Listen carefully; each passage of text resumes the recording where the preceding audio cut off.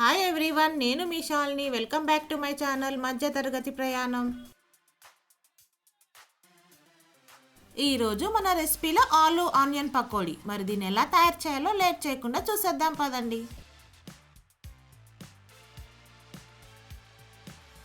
ఆలు ఆనియన్ పకోడీ కోసం ముందుగా మనం 2 ఆలుగడ్డను తీసుకొని సన్నగా తురుముకొని పెట్టుకోవాలి.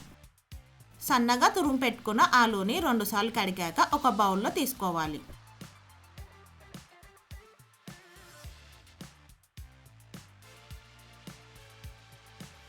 అలాగే సన్నగా పొడుగ్గా కట్ చేసుకున్న 2 ఆనియన్స్ని కూడా తీసుకోవాలి.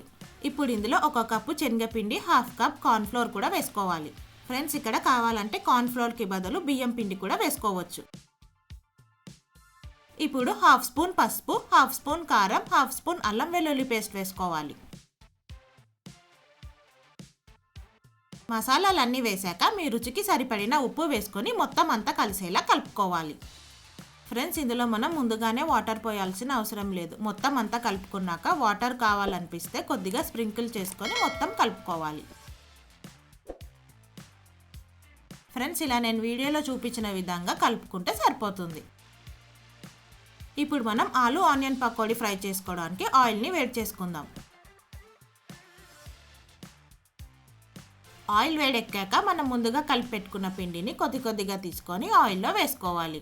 ఇలా మన కడాయిలో ఎన్ని సరిపోతాయో అన్ని వేసుకొని స్టవ్ సిమ్లో పెట్టుకొని 2 వైపులా ఫ్రై చేసుకున్నాక మంచి కలర్ వచ్చాక తీసుకుంటే మన ఆలు ఆనియన్ పకోడీ రెడీ అవుతుంది. చూసారు కదా ఫ్రెండ్స్, ఆలు ఆనియన్ పకోడీ ఎంత క్రిస్పీగా వచ్చాయో. చూస్తుంటేనే తినేయాలనిపిస్తుంది కదా.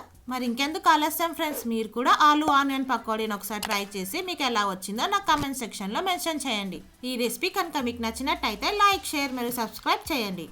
ఓకే ఫ్రెండ్స్, మరి రేపు ఒక మంచి రెసిపీతో మళ్ళీ కలుద్దాం. Stay safe and please don't forget to wear a mask. Thank you for watching. Bye bye.